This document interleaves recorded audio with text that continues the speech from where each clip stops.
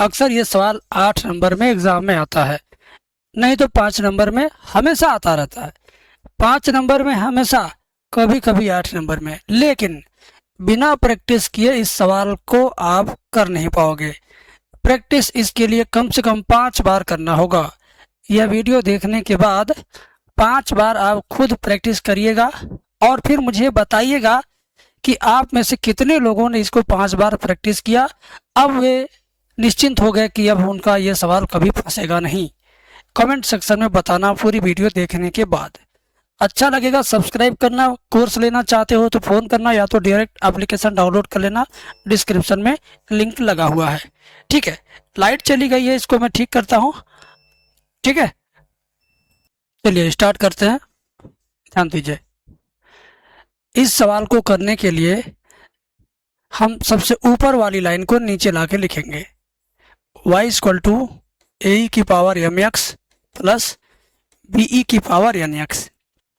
जो हमें सिद्ध करना है उसे देखकर पता चल रहा है कि कम से कम 2 बार तो अवकलन करना ही पड़ेगा। तो 2 बार अवकलन इसका हम कर लेते हैं। पहली बार अवकलन करने से पहले समीकरण नंबर 1 बना लो। एक बार इसका अवकलन करो, d Y by D x बराबर, इसका कुछ अवकलन होगा नहीं, जितना है उतना चुपचाप उतार लीजिए।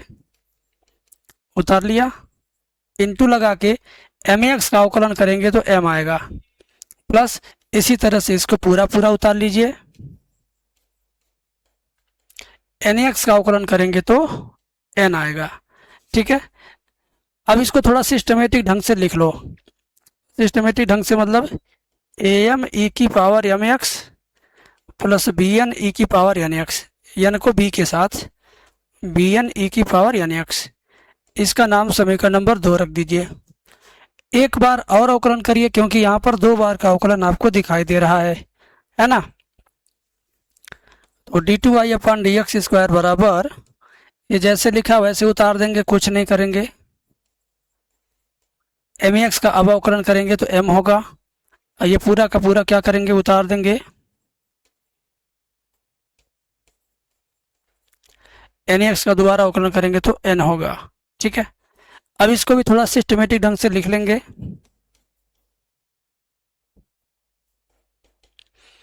तो m का m में गुणा होगा तो जाएगा ए एम स्क्वायर ई की पावर एम एक्स, और ये n का n में गुणा होगा तो जाएगा बी एन स्क्वायर ई की power N x.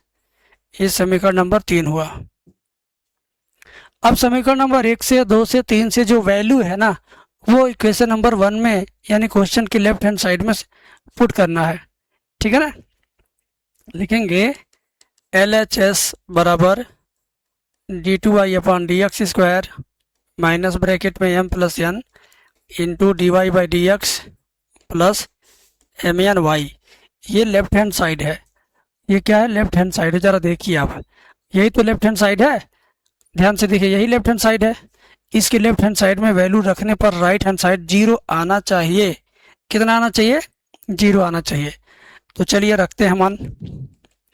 D two Y upon D x square का मान यहीं पर है आपके पास में, ए एम स्क्वायर ई की power M x plus B N square E की power N X minus M plus N लिख लीजिए, एम प्लस एन लिख लीजिए, और D Y by D x.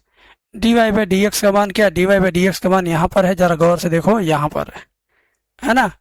A m e की पावर एम एक्स कोष्टक में ए m e की power M x plus B n ई की पावर एन एक्स कोष्टक बंद, प्लस एम एन वाई था।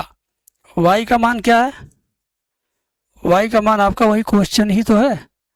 वाई का मान आपका यही क्वेश्चन है, ए की power M x plus b की पावर एन एक्स। वाई का मान क्या है, ए की power M x plus b e की पावर एन एक्स। गौर से देखिए, आपने गौर से देखिए, ये वाई का मान है, और ये जो ब्रैकेट में है ये d Y by D x का मान है, और इसके बगल में आप जो ये देख रहे हैं ये d two Y upon D x square का मान है। अब इसे कैलकुलेट करता हूँ, यहाँ से लेके यहाँ तक कुछ नहीं करना, चुपचाप उतारना है। चुपचाप क्या करना है, उतारना है।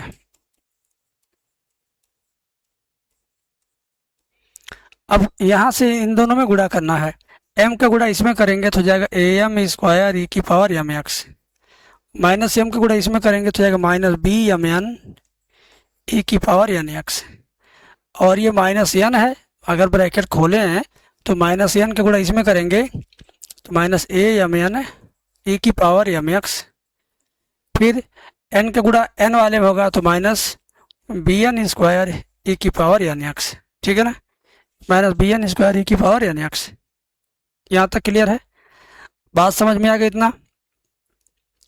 तो अब क्या होगा, गौर से देखने वाली बात है, इन दोनों का गुणा इसमें कर लीजिए, इन दोनों का गुणा इसमें कर लीजिए, एम एन का ए में गुणा होगा तो हो जाएगा ए एम एन ई की power M X, A M N E की power M x, plus M N का गुणा बी में होगा तो हो जाएगा बी एम एन ई की power M X, B M N E की power M X, N X होगा, बी एम एन ई की power N X, M N का गुणा बी में होगा तो बी एम एन ई की पावर एन एक्स, वही मैंने लिखा है। अब ये लाइन आखिरी लाइन है, इसके बाद सारे के सारे एलिमेंट अपने आप कट जाएंगे, ज़रा गौर से देखिएगा, ध्यान से देखिएगा। देखो ए एम स्क्वायर ई की पावर एम एक्स प्लस में और वही चीज़ माइनस में है, तो ये दोनों कैंसिल हो गया।